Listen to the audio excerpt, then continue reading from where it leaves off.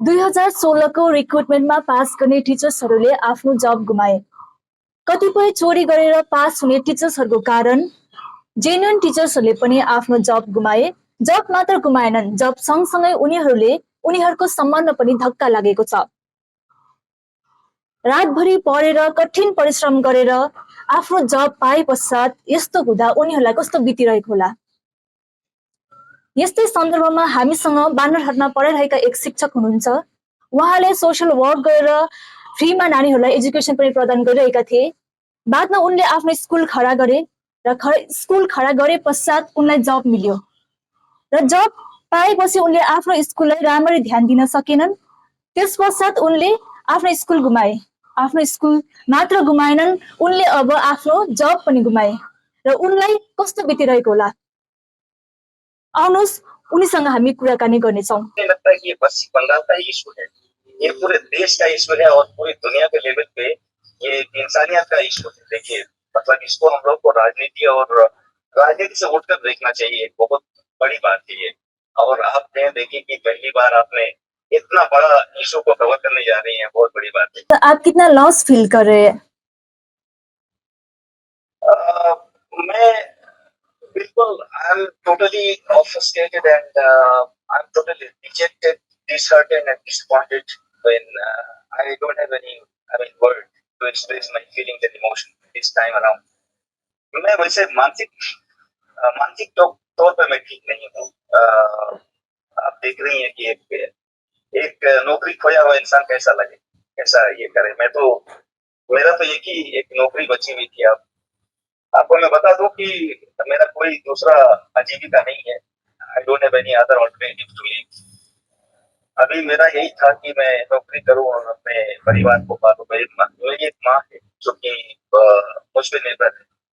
Because आप भली भांति इस बात को फील कर सकती हैं, और कोई भी एक इंसान होने के नाते एक जॉब खोया हुआ इंसान जो जॉब को अचानक देखिए, पहले तो ऐसा हुआ कि चलो ठीक है, कुछ आशाएं थी कि चलो हाई कोर्ट पर जाएंगी, फिर हाई कोर्ट को थोड़ा सा मतलब रिलीफ किया कि चलो ठीक है, इसको हम सुप्रीम कोर्ट में मेरा ऑप्शन है।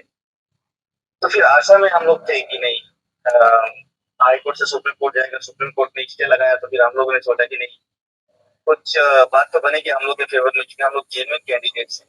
मतलब हम लोग कहते हैं टेंटेड एंड टेंटेड, ये दो कैटेगरीज पे बात हो रही है। जो भी पूरे इशू का जो मामला है, टेंटेड एंड टेंटेड मतलब वैध अवैध। जो अवैध रूप में जो टीचर बने हैं और जो वैध रूप में, हम तो वैध हैं और हमने तो रैंक भी किया है मैम। मतलब मैं तो कौन सा रैंक में आए थे आप? अपने पैनल पे मैं 9th रैंक था। और दो बच्चे जो आए थे, दो कैंडिडेट्स, वो लोगों का ऑलरेडी जॉब था, तो वो लोग अपने जॉब पे फिर से कार्यरत हो गए और मैं 7th रैंक पे चला गया। अब देखिए, मैं एक बात और बता दूं आपको कि यहाँ पर रैंक और ये सब का कोई मामला नहीं रह गया है। इसलिए इस तरह से हौच पौच कर दिया है मामला को, पूरे इश्यूज को, पूरे जेन्युइन और जो लोग जेन्युइन नहीं है, जो लोग वैध और अवैध में, टेंटेड और अनटेंटेड जिसको कहते हैं ऊपर, जो सुप्रीम कोर्ट ने जो अपना वर्डिक्ट में जो लिखा है कि टेंटेड और अनटेंटेड, और सुप्रीम कोर्ट ने ये भी लिख दिया कि बिल्कुल बियॉन्ड रिपेयर है। मतलब इसका कोई, अब इसको रिपेयर नहीं किया जा सकता, इसका कोई सोल्यूशन नहीं। मतलब फिर से एग्जाम में बैठना पड़ेगा। ये बहुत सारा क्वेश्चन है, लेकिन बस इतना ही समझिए कि बहुत डिस्टर्टेड है हम लोग। और एक इंसानियत के नाते भी देखिए, तो सब कोई फील कर रहा होगा कि मैं कैसा, आपने क्वेश्चन पूछा कि कैसा फील कर रहे हैं। आई एम टोटली डिजेक्टेड। आप इसका दोष किसको देना चाहते हैं? आपका जो हालत हुआ इसका दोष किसको देना चाहते हैं आप? देखिए, हर साथ में उल्लू बैठा है, इस गुलिस्ता का क्या होगा, एक लाइन है हिंदी में। हर साथ में उल्लू बैठा है, इस गुलिस्ता का क्या होगा। अभी मैं तो ऑलरेडी दोषी ठहराया गया हूँ। मैं किसको दोष दूंगा? मतलब सुप्रीम कोर्ट ने तो मुझे दोषी ठहरा दिया गया। मतलब हम लोगों, जो हम लोग अनटेंटेड होते भी, हम लोगों ने बड़ी मेहनत करी है। मतलब ऐसा ऐसा रात रात पढ़ के हम लोगों ने नौकरी की है। ये कोई मतलब it's not a matter of joke. And मैं आपको बता दूं कि by dint of dedication and devotion, hard work, we managed to, I managed to, we all, I mean, those are genuine candidates. I'm also speaking in favor of themselves. कि उन लोगों ने ऐसे ऐसे नौकरी नहीं मिलती आज के दिन में पीएचडी होल्डर्स भी इस नौकरी पे आए। ये समझिए मैं एक बात और जोड़ देना चाहता हूँ आपको एक डेटा देना चाहता हूँ कि देखिए इस आप कैन इमेजिन मैम कि इस नौकरी के लिए कितने कैंडिडेट्स ने ट्राई किया 30 लाख कैंडिडेट मुझे लगता है यूपीएससी में इतने लोग नहीं बैठे यूनियन पब्लिक सर्विस कमीशन हमारा संघ लोक सेवा आयोग जो है उसमें भर्ती के लिए जिसमें हम लोग आईएएस आईपीएस बनते हैं उसमें भी इतने लोग नहीं बैठते मुझे लगता है ये 23 लाख ये कम सब गिनती नहीं है 23 लाख में हम लोग रैंक कर रहे हैं और रैंक के में क्या वह इंसान आपके सामने बैठा है जो 7th रैंक है मेरे टॉप है हम और मुझे जॉबलेस कर दिया गया मुझे नौकरी से निकाल दिया गया अब मैं क्या करूं मेरी मेरी कोई I'm just approaching going to approach 41 40 Yeah, this is a very there's difficult no time. any age relaxation right this is a very difficult time this is a miserable time How are you handling? unavoidable circumstances for me How are you handling this situation? कुछ लोगों की दुआ है मेरे साथ और बड़े नेक लोग दुआ कर रहे हैं मेरे लिए शायद मैं जिंदा हूँ मैं नाम नहीं लेना चाहता हूँ लोगों का और एक सेल्फ मोटिवेटेड पर्सन हूँ मैं actually। और मैं आपके इस चैनल के माध्यम से ना बहुत इंपॉर्टेंट क्वेश्चन पूछा कि आप कैसे अपने आप को मोटिवेट कर रहे हैं कैसे फील कर रहे हैं आप मैं हिंदी में बताना चाहूंगा क्योंकि हिंदी के माध्यम के जितने पैनल के हमारे भाई बंधु हैं उनको मैं बताना चाहूंगा कि देखिए इसमें बहुत ज्यादा डिप्रेस होने की जरूरत नहीं जो होना है वो तो हो गया आप कोशिश करिए अभी रेगू पिटिशन डालने वाले हैं आप लोग ममता बनर्जी ने ऑनरेबल चीफ मिनिस्टर ने बहुत अच्छा व्यक्त की है इसकी कि उन्होंने कहा है कि मैं किसी भी हाल पर जो लोग जेन्युइन हैं उनको उनकी नौकरी जाने नहीं दूंगी और देखिए एक चीटिंग मतलब मेरी ये आशाएं थी जो यहाँ पर और उनको छोड़ के मैं किस पे आशा करूँ ये तो स्टेट है वो तो आपको ममता बनर्जी पर उम्मीद है? जी बिल्कुल उन्होंने जो कहा है अभी माता क्या ना करता मैम देखिए सवाल ये कि आप अगर जब आपके पास कोई चारा नहीं होता तो डूबते डूबते तो हिंदी में कहावत है डूबते को तिनके का सहारा अब कोई लोग नहीं आ रहे सामने सारे लोग बोल रहे हैं और देखिए इसको पॉलिटिकल फर्स भी बनाया जा रहा है समझ रहे हैं ना इसको एक पॉलिटिकल अखाड़ा ना बनाए हम पॉलिटिकल पार्टी बल्कि इसको पॉलिटिक्स से ऊपर मेरा जो मैसेज है पूरे देश को और पूरे प्रदेश को जो लोग भी मुझे सुन रहे हैं जो भी 2-4 लोग भी सुने होंगे अगर सुन रहे होंगे या सुनेंगे तो मैं बताना चाहूंगा उन लोगों को कि देखिए मतलब यहाँ पे खून की नाली बहने वाली हो या आप बानरहाट में किस प्रकार के टीचर थे सर? देखिए आप अपने आप को कैसे बोल सकते हैं? मुझे तो देखिए मैं किस प्रकार का टीचर था मैं आपको बता देता हूँ self praise is not recommendation I am telling you self praise is not recommended अपनी तारीफ खुद नहीं करनी चाहिए मैं जस्ट इससे पहले स्कूल चलाने से पहले मैं एक प्राइवेट स्कूल चलाता था brilliant academy Indian public school के नाम से जब मुझे नौकरी मिली तो मैं स्कूल पे नहीं रहा बल्कि हमारे कुछ लोग चला रहे थे उससे और वो अभी खत्म हो गया वो भी नहीं रहा इसी तरह से चल रहा है वो स्कूल एक घर पे सिमेंट कर रह गया उससे पहले मैं एक प्राइवेट स्कूल में स्कूल चलाता था और प्राइवेट स्कूल में मैं ही डायरेक्टर था मैं ही प्रिंसिपल था मतलब सबका पोस्ट मैं ही देखा और मैं ही टीचर था मैं टीचिंग भी करता था बच्चों को एबीसीडी दिखाता था मैं वो परमिटली मुझे मेरे अंदर निहित थी और मैं सरकारी स्कूल में पहली बार जब आया तो मुझे लगा कि नहीं मुझे किसी भी हालत पर मुझे बच्चों को बनाना ये सोशल वर्क है हमारे लिए ये बहुत कुछ पर मैं थोड़ा सा सोशल वर्क में करना चाहता हूँ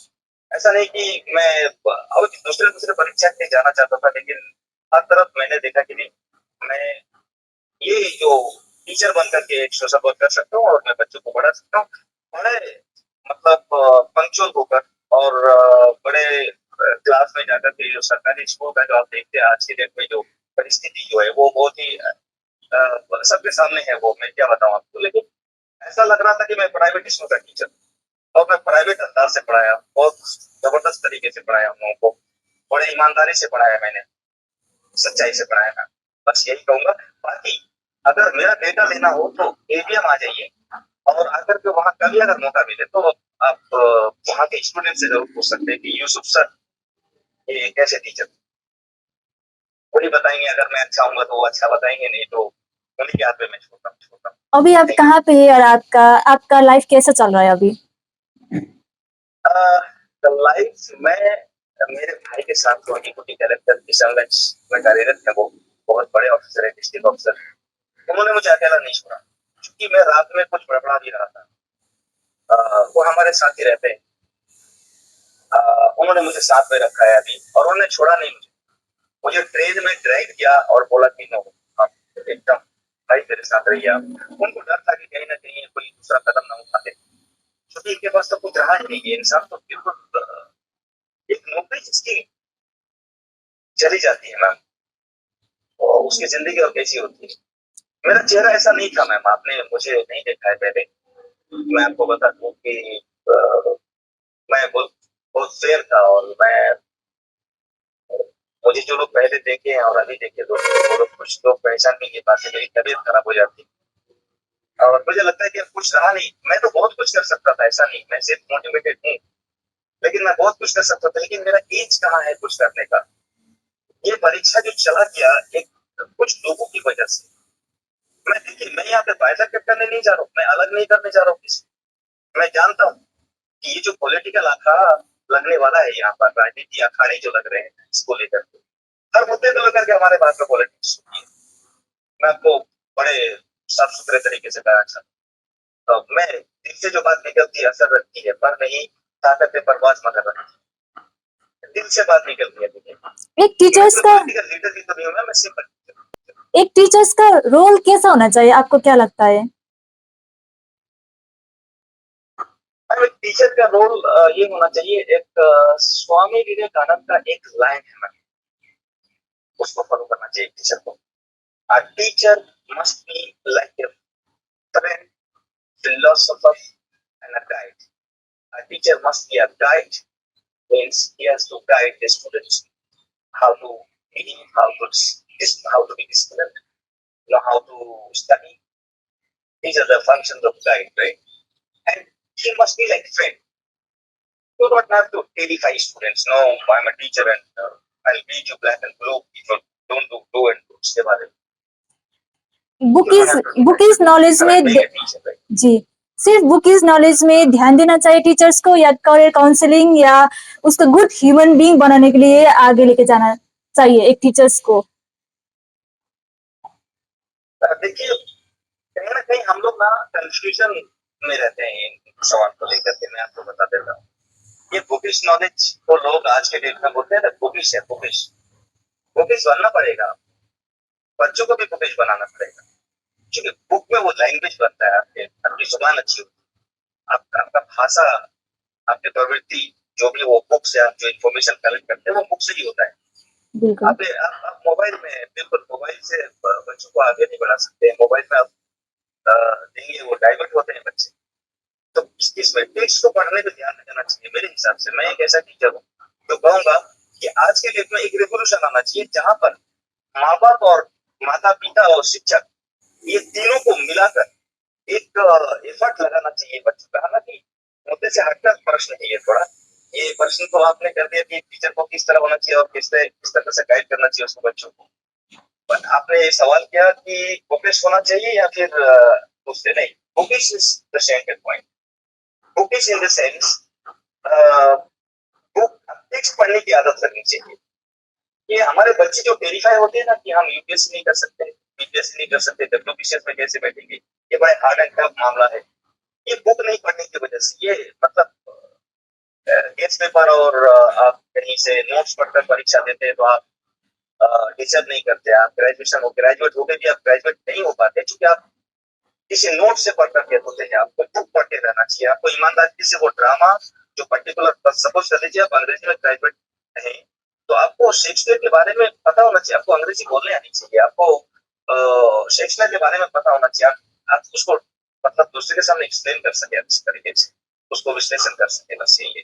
तो कुकीज भी जरूरी है and at the same time आप उसमें जो हेल्थ है उसका भी डिसिप्लिन होना चाहिए, हेल्थ के बारे में भी पता होना चाहिए। और एक गुड ह्यूमन बीइंग होने के लिए हेल्प करना चाहिए, राइट? और एक गुड ह्यूमन बीइंग होने के लिए हेल्प करना चाहिए टीचर्स को। वही जो हमको किताबों से मिल जाते हैं। आप अगर स्वामी विवेकानंद को पढ़ेंगे तो कहाँ पे पढ़ेंगे, आसमान में तो लिखा हुआ नहीं, ये कहीं जमीन पे तो लिखा हुआ नहीं, उसके बारे में मुझे तो किताब से पढ़नी पड़ेगी स्वामी विवेकानंद के बारे जी। में। तो उसका भाषा जब ठीक कर लेंगे आप सही से, वो पढ़ाई उसको वो ग्रामर आएगा, उसका भाषा आएगा, ये सब बुक से आता है। और प्लस बुक को गाइड करने के लिए टीचर की आवश्यकता है। तो टीचर्स को बुक को सही से पढ़ाना चाहिए और पढ़ाने के साथ साथ उसको जहाँ जहाँ पे मोरल वैल्यूज का बहुत बड़ा, आपने बहुत अच्छा क्वेश्चन किया।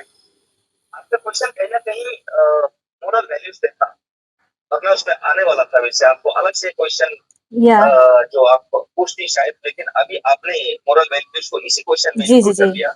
मैं आपको बताऊं, पूरी दुनिया, मैं आपको बता रहा हूँ, मैं पूरी दुनिया अगर बिगड़ी हुई है आज के डेट में, बच्चे अगर हमारे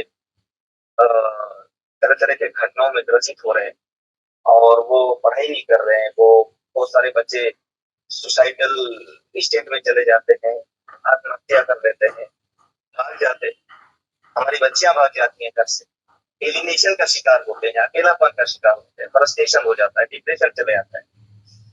उसका कारण कहीं ना कहीं देखिए मोरल वैल्यू से।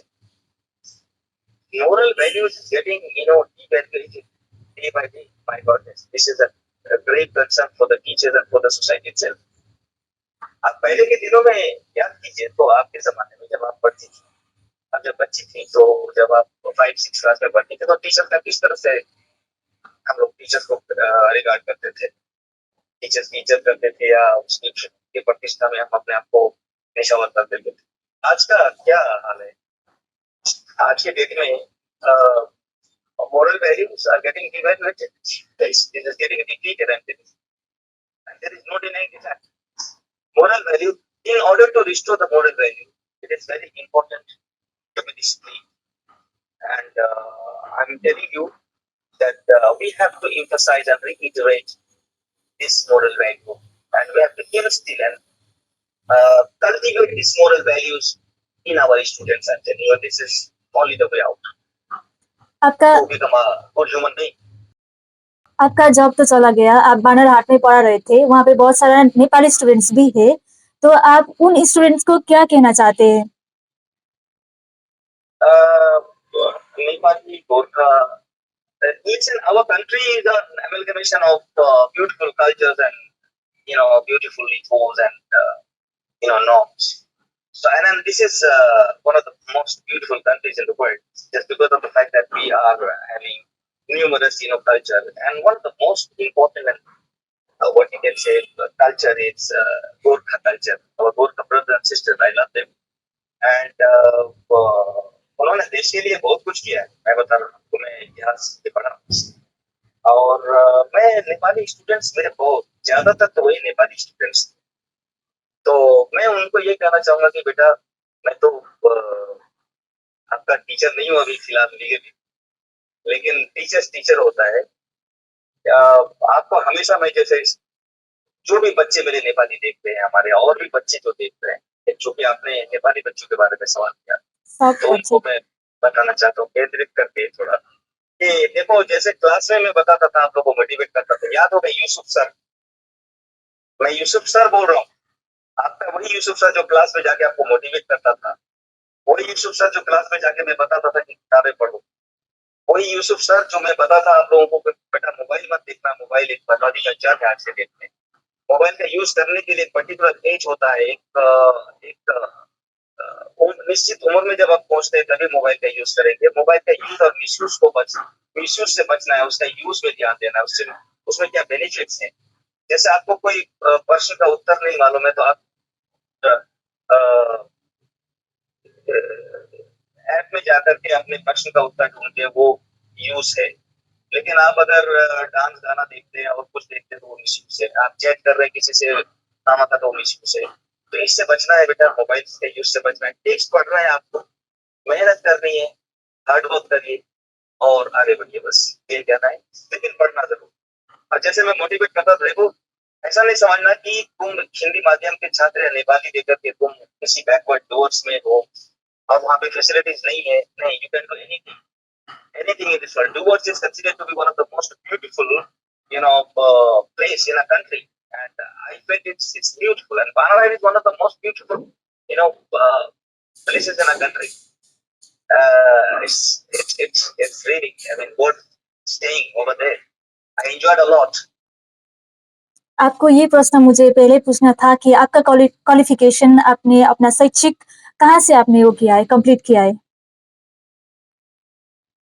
देखिए, दरअसल मैं बहुत जगह से कंप्लीट किया हूँ। मेरा एजुकेशन क्वालिफिकेशन पूछे तो मैं लास्ट में जेएनयू में था, और ये जो जवाहरलाल नेहरू यूनिवर्सिटी का नाम आपने सुना होगा, जी।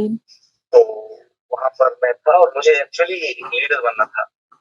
ओके। ये मैंने कभी कोई दूसरा परीक्षा नहीं दिया। ये मेरी माँ थी, जिन्होंने कहा कि बेटा एक नौकरी ले लीजिए आप, टीचर में अच्छे रहेंगे आप, अच्छा लेकिन समझाते आपका हैं तो आप, स्कूल भी अच्छा था ना, explain करने आपने की कोशिश। जी, आपका तो स्कूल भी था, आपको तो पढ़ाने का पैशन भी था जी। After that.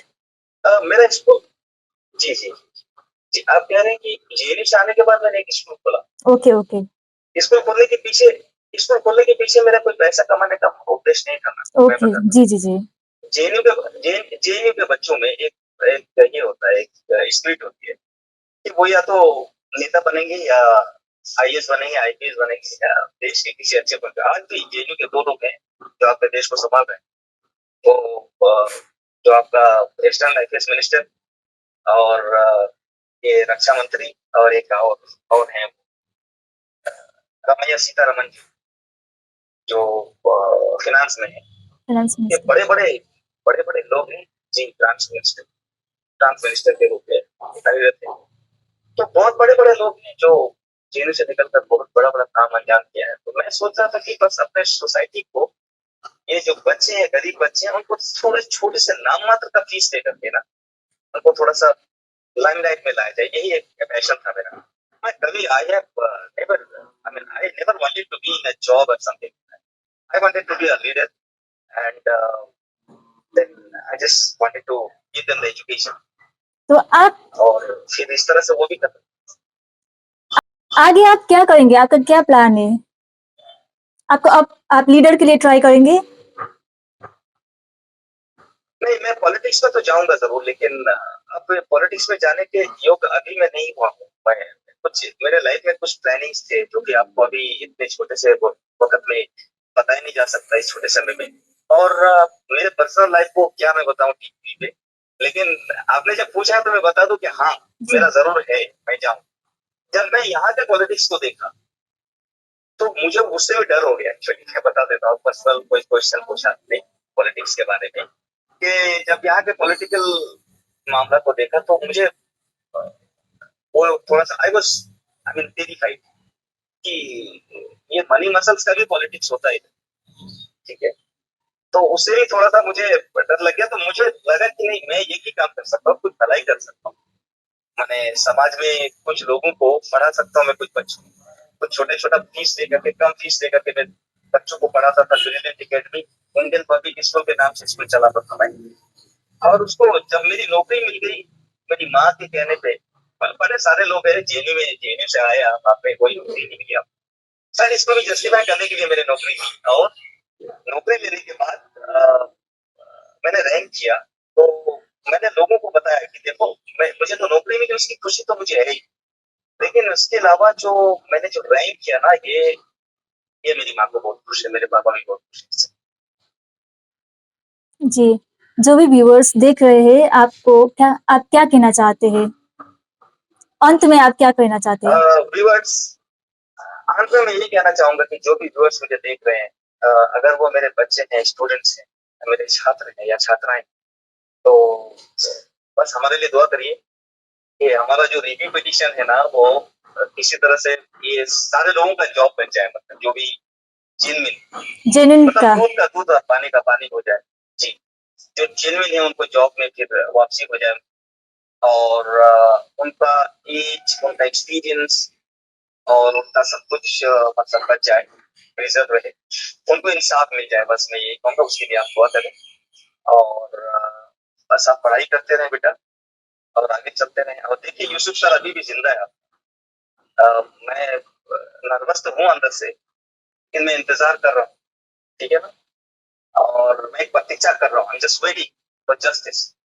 और एक बात है कि आपने बहुत सारा सवाल जो वो होनी चाहिए थी, शायद समय की कमी होने की वजह जी, से आप कुछ आप नहीं कहना कर चाहते तो सके। आप कह सकते हैं। जी, इसमें मैं बच्चों से और मेरे व्यूअर से ये भी दुआ करने के लिए कहूंगा कि देखो, बात है कि हमें इंसाफ मिल जाए बस। ये जो जेन्युइन कैंडिडेट्स हैं, जो लोग अपनी जीवन को दांवपेच में लगाकर मेहनत कर मशक्कत करके बड़ी मुश्किल के साथ में उन लोगों ने एक जॉब मुहैया किया। और कुछ लोगों का लोन से सर पे, कुछ लोगों ने कर्ज दिया हुआ है, कुछ लोगों का फैमिली प्लानिंग से, कुछ लोग प्लॉट्स खरीद के बैठे हुए, कुछ लोग कुछ एडवांस लेकर के बैठे। और टीचर्स है, इनका कोई आउट आई मीन इनकम तो बस कोई सैलरी है, और उसी सैलरी से उनको सब कुछ करना पड़ता है, मैनेज करना पड़ता है लाइफ को। तो ये 25,000 की बात नहीं है कि ये समझ लीजिए। मैं इस बहस में नहीं जाना चाहता हूँ अनटेंटेड और टेंटेड बहस में। जो जेन्युइन है, जो टेंटेड नहीं है, जिन्होंने कोई गड़बड़ी नहीं की है, उनको इंसाफ मिलना चाहिए। और रिव्यू पिटीशन जब डाला जाए तो मैं इस बात की, और एक बात मैं कहना चाहता था, देखिए यहाँ पर ना, मैं किसी को ब्लेम करने नहीं आया और करना भी नहीं चाहिए, ठीक है, कि कौन किस तरह गड़बड़ी हुई है, बस इतना है। सब this is very much to all कि गड़बड़ी हुई है हमारे साथ में नाइंसाफी हुई है, ठीक है। इसमें जो कॉन्स्टिट्यूशन का आर्टिकल है मैम, ये उसका भी हनन होता है। हमारा लाइफ, अरे right to life and liberty, what about this life and the right to life and liberty, this is one of the fundamental rights enshrined in the constitution of a country. What about this? The fundamental rights like, Article 40, Article 16, these are related, articles enshrined in the constitution of a country, which ensures the right to job opportunities, right to equality, right to life and liberty. These articles, ensures, which are enshrined in the constitution itself, जो हमारे संविधान में है, वो हमारे मूल अधिकारों का और हमारे मौलिक अधिकारों का क्या, कि गड़बड़ी किसी ने की हो, सजा तो गड़बड़ी करने वालों को मिलना चाहिए ना। जी, सजाएं इन जेन्युइन और अनटेंटेड कैंडिडेट्स को क्यों मिले? आप किसी आप किसी आप किसी दूसरे के किए हुए गुनाहों का सजा आप क्यों भुगते? मेन कल्प्रिट्स को सजा देनी चाहिए मेरे हिसाब से।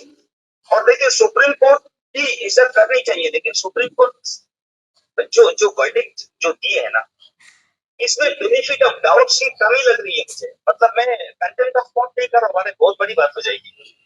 और मुझे मेरे दुश्मन आगे बोल देंगे कि कंटेंट ऑफ कोर्ट कर रही है ये टीचर है। मैं वो नहीं कहने जा रहा हूँ। मैं बहुत खुश हूँ, मैं बहुत खुश हूँ कि रिव्यू पिटीशन की बात की जा रही है।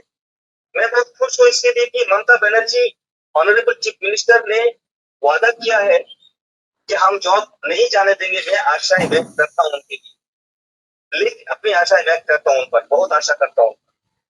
और जस्टिस सिस्टम पे आशा करते हुए मैं ये कहना चाहता हूँ कि सर एक छोटा सा एक गरीब से एक बात सुनिए, जो नौकरी जिसने खो दी है उससे एक अपील है सर, हाथ जोड़कर, कि बेनिफिट ऑफ डाउट्स के बारे में जरा सोचिएगा सर।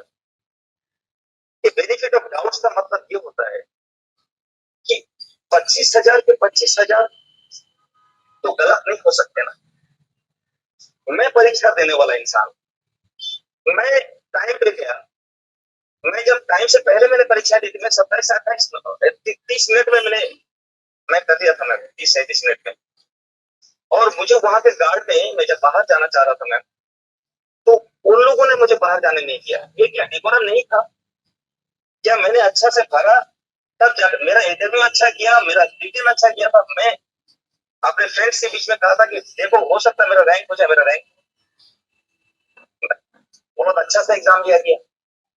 तो एक entire process, recruiting process was initiated and it was declared by the honorable Supreme Court that this entire recruitment process was vitiated and beyond prediction and beyond repair and something like that. Oh my God. And that crosses the genuine lives. And this is not a question of 25,000 lives, I'm telling you. This is the question of 25 into 10 or 25 into 5 means around 2 lakhs people. 2 lakhs people's life will get affected. Definitely it will get. ये 25,000 पे या 20,000 पे कितने लोग dependent है ये भी देखना पड़ेगा और ये डिपेंडेंस क्या लाइफ है और उनका हक है लाइफ में लिबर्टी के लिए उनका हक है राइट टू इक्वलिटी का उनका हक है right to equal job opportunity and something आप ये क्या मिक्सअप करके टेंटेड और अनटेंटेड का मिक्सअप करके इंटर प्रोसेस को इरोड कर रहे हैं ना मुझे यही पे थोड़ा सा दुख है बाकी मुझे किसी ऑनरेबल सुप्रीम कोर्ट के ऊपर तो मैं कभी क्वेश्चन कर ही नहीं सकता लेकिन मुझे समझ नहीं आ रहा मुझे कोई समझाए नहीं इस बात को मैं तो फ्रस्ट्रेट हो रहा हूँ मतलब मैं बहुत अपने आप को रोका हुआ था आपसे बहुत संभल के बात की मैंने ये मेरे आंसू आते हैं नो डाउट मैं भी एक इंसान लेकिन आखिर ये बेनिफिट ऑफ डाउट क्यों नहीं मिला यहाँ पर कुछ लोगों के लिए अगर ठीक है 40 টাতে কাঁকড়া আলাদা করা যায় না এই বেঙ্গলি অ্যাঙ্কার সেন্স কি করে চালকে কাঁকড়োর সঙ্গে সাথে মিক্স করে দেওয়া হয়েছে কি করে আলাদা করা যাবে টেন্টেড এন্ড নন টেন্টেড কি করে আলাদা করা যাবে কেন যাবে না আলাদা করা যেত যাবে আদারওয়াইজ কি করে আমাদের জীবন আমরা শেষ করব এটা আমার প্রশ্ন This is my question that how can you make these 2 lakhs people life which are dependent on including those jobless people ऐसा नहीं होना चाहिए अनंत हो जाएगा ये मुझे in the history of job and in history I think it's going to be creating a new history my goodness this is horrible okay thank you so much Himalaya network में जोड़ने के लिए thank you so very much ma'am जी thank you ji